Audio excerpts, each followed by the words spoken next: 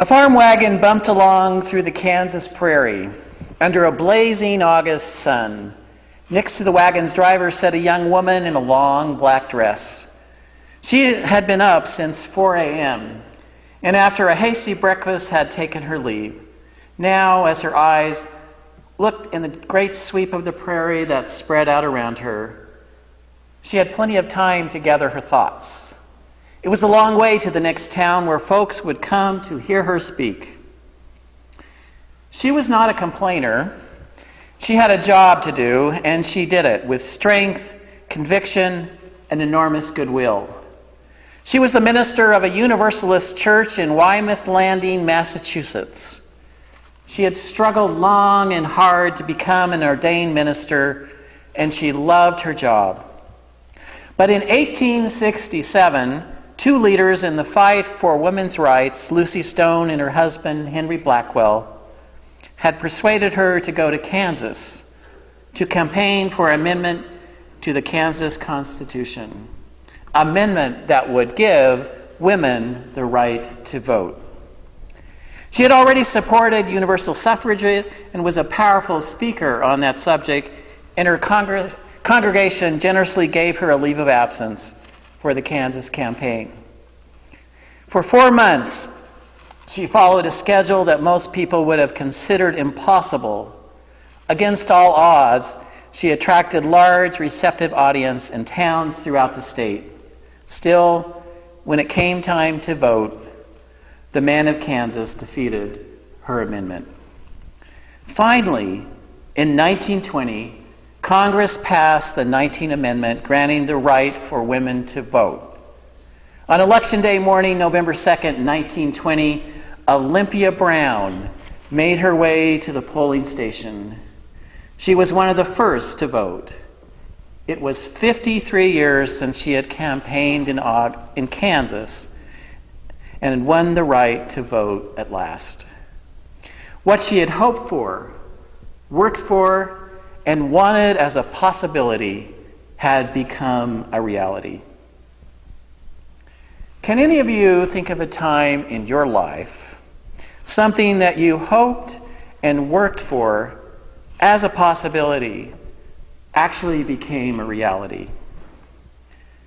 This is the time of year when possibilities become realities. You can feel the days getting longer and the breezes warmer, and everywhere you see new beginnings as life emerges from the dirt. And this year it seems that all of us are anxiously excited for the possibilities of spring to arrive finally after a long, hard winter.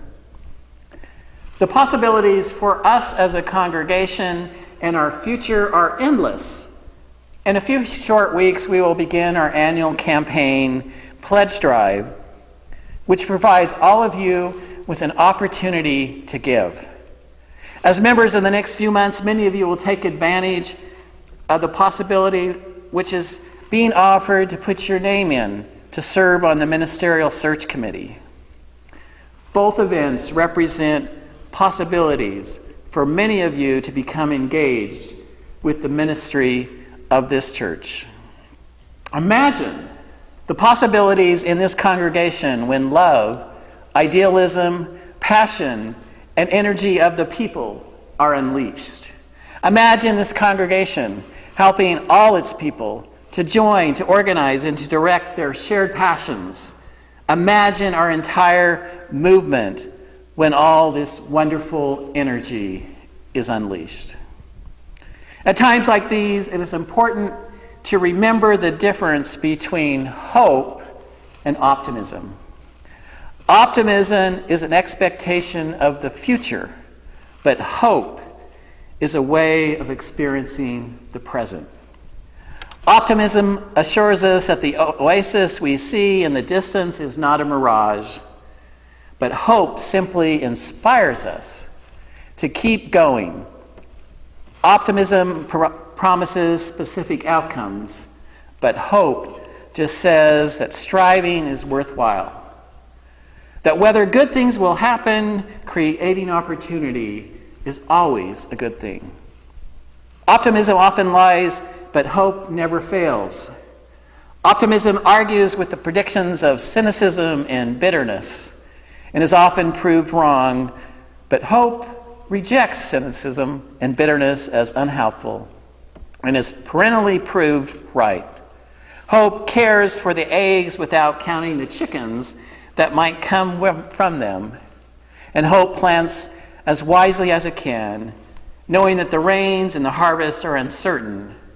Hope is right here and right now. Whatever may happen in the future, a better way to live. Hope is itself a challenging issue for Unitarian Universalists because historically we have been an optimistic religion. We are a can-do people. We make plans, we project outcomes, and in good times, when plans succeed and goals are achieved, our way is clearly better. But in hard times, when the challenge is to endure rather than thrive, our advantages are less obvious. To the extent that we hang our hopes on specific future events, we may well be disappointed. The application is rejected. The cure fails, the contest is lost, the bill doesn't pass, the experiment proves nothing, and we can't miss. The investment does. In fact, it misses. And yet, history has a way of frustrating the pessimist as well, even when the position seems unassailable. Slavery ends, Jim Crow ends, Nazism is conquered, the Soviet Union falls. The onward and upward progress of humanity does not happen by clockwork, and yet it happens. Even the best of times, the daily headlines do not match steadily towards goodness. If you pick out a period of history that seems particularly glorious from our perspective, the golden age of Greece, the Renaissance, the founding of the American Republic, you'll almost always find the local commentary was pessimistic. In every area, the doomed dinosaurs are more eye-catching than the evolving mammals. And yet, I have hope. I keep striving. I keep trying to plant the good things to come. Which ones will sprout and grow? I have no idea. Will any? Maybe not. But I choose to keep planting. It is a good way to live. And when I reflect upon those possibilities in my life that have turned into realities, I reflect upon the last conversation that I had with my father before he passed away. My dad had served his country well and had lost his leg and his arm in a war injury. And at the age of 17, as I sat with him at the hospital, knowing well that his body was shutting down, I looked at him and I had a life that I thought was full of infinite possibilities. And my father, in our last conversation, took the time to share with me some of his points for living one's life. I have taken from that last conversation and have tried to follow and make them a part of my life. I have found great comfort in them, as well as great wisdom. Allow me to share a few of them with you this day. Number 1, get the simple things right. My father taught me the importance of making my bed each day and keeping a clean room. His belief was simple. To be successful in endeavor, your attention to detail must be unwavering. So you start with little things, like making your bed, cleaning your room. And the lesson, if you can get the simple things right, if you can't get the simple things right, you can't expect to successfully tackle those daunting tasks. Number 2, get others to work with you. When setting goals and pursuing success, you must sometimes lead and get others to work with you. You can't do it all alone. The minute you realize that you don't know everything and need help along the way, the better your life will be. Number 3, don't make excuses. Successful people don't make excuses for failure or shortcomings. They acknowledge their strengths and weaknesses and seek feedback from trusted advisors. The longer you sit around making excuses, the further you will drift from the possibility of achieving your goals. Number 4, don't underestimate others. Underestimating people, whether peers or competitors, is one of the worst things that you can do. People who go far in life measure others by qualities such as integrity, strength of heart. Empower those around you, and you'll be surprised by the outcome. Number 5, be willing to fail. I have thought a lot about these words over the years, and I've come to know that if I didn't try, I would never have forgiven myself. And I decided I would rather try and fail than be the guy who says, I was thinking about trying that. You simply can't look at life through a lens of fear. If you take a calculated risk and fail, at the very least, you have a valuable learning experience. Get back up, dust off, and never ever be out of the fight. Number 6, don't back down. You know, my father had a motto, which he freely shared with me. It was, I will never quit. I will persevere and thrive on adversity. If knocked down, I will get back up every time. I will draw on every remaining ounce of strength to protect myself and those around me. And number 7, have fun. Life is meant for us to enjoy, to have fun. Learn how to have fun. Learn how to laugh. These points and others have given me a guidepost for my life. At the age of 17, I listened and was grateful that he had written them down for me, but they didn't really mean what they do now as I have gotten older and look back. And I am thankful for a father and a son where we had the opportunity for him to give me some guideposts for my life. So what about each of you? What points do you follow in your life? How do you turn those possibilities into realities? Dr. McAdams, a professor of psychology at Northwestern University, in his book, Handbook of Personality and Social Psychology, states, your mind is very powerful. Yet, if you're like most people, you probably spend very little time reflecting on the way that you think. After all, who thinks about thinking? End of quote. But the way you think about yourself turns into your reality.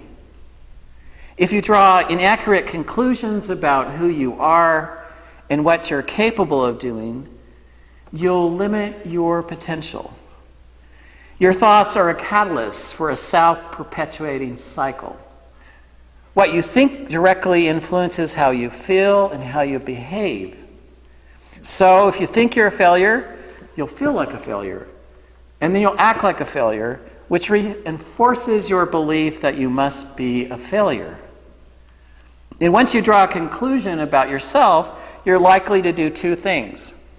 Look for the evidence that reinforces your belief and discount anything that runs contrary to your belief. Someone who develops the belief that he's a failure, for example, will view each mistake as a proof that they're not good enough. When he or she does succeed at something, they'll chalk it up as luck.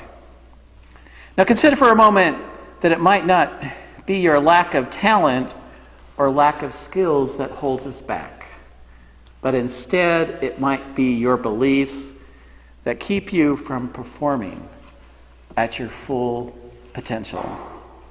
Creating a more positive outlook can lead to better outcomes. That's not to say positive thoughts have magical powers, But optimistic thoughts lead to productive behavior, which increases your chance of a great outcome. Look at the labels that you place on yourself. Maybe you've declared yourself as incompetent, or perhaps you've decided you're a bad leader. Remind yourself that you don't have to allow those beliefs to restrict your potential. Just because you think something doesn't make it true. Just because you think something doesn't make it true. The good news is that you can change how you think. You can alter your perception and change your life. And here are two ways I challenge you to challenge your beliefs.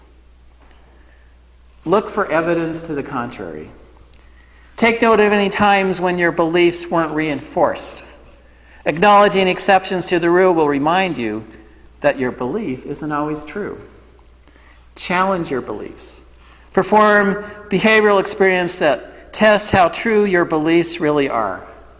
If you think you're not good enough, do something that helps you to feel worthy. If you've labeled yourself too wimpy to step outside of your comfort zone, force yourself to do something that feels a little uncomfortable. With practice, you can train your brain to think differently. When you give up those self-limiting beliefs, you'll be better equipped to reach your greatest potential. If we look throughout the world, in every industry and every culture, there is one consistent trend among successful individuals, and that is the ability to persevere. It's the ability to stand up and take a step forward when everyone else sits down. But this is not always natural, it's a learned trait. This means that your persistence is most often a choice. It's a matter of believing in oneself and finding a way to reach the result when the first strategies have failed. There's a famous story about Thomas Edison trying 9,999 times to perfect the light bulb, and he couldn't do it. And someone said, "Are you going to have 10,000 failures?" And he responded, "I didn't fail. I just discovered another way not to invent the electric light bulb." He chose how he perceived his previous experience and decided not to perceive them as failures.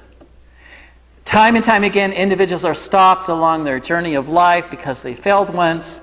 Doesn't mean their failures define them or that their project will never work. It simply means, as Thomas Edison, they found one more way, it didn't work. But that means they are one step closer to achieving their result. The story is told about a donkey, and once upon a time there was a donkey, and it was stupid, stubborn old donkey, and even the farmer who owned this donkey did not like him. And the farmer owned a large property, and one day he heard in the distance the loud, distinct ee-ah, ee-ah of the donkey. And he wondered what the stupid donkey had done now. So he looked all over his property until at last he found the animal at the bottom of an old abandoned well. Exasperated, the farmer rang his neighbors and asked them to each bring a shovel. He'd had enough of this stupid donkey, and so he had decided to bury it in the well. All his friends came over, and together they started to shovel dirt into the well. And at first, the donkey protested loudly, baying with all of his might. But after 10 minutes, he stopped. And the farmers kept shoveling. And after a while, someone decided to have a look into the well to see what had happened to the donkey. What he saw astonished them. Instead of being buried, the donkey would dodge the incoming dirt, standing on the ever-increasing mound. And now the mission changed, and the farmers went from trying to bury the donkey to trying to save him, shoveling more and more dirt into the abandoned well until he jumped out of the top victorious. Upon the release, the farmers all dropped their shovels and applauded the old stubborn beast with a newfound admiration. There are times in our lives when it seems as though we are that donkey, trapped and feeling as though life is trying to bury us.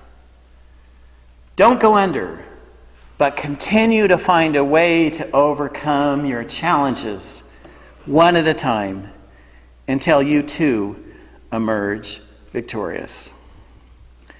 I challenge each of you to take what you have heard this day and begin to turn your possibilities into realities.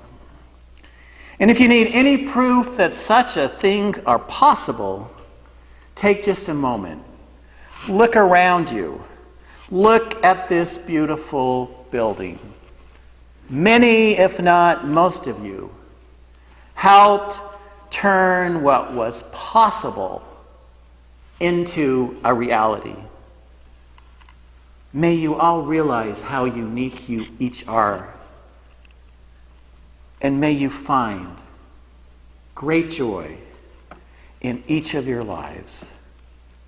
May it be so.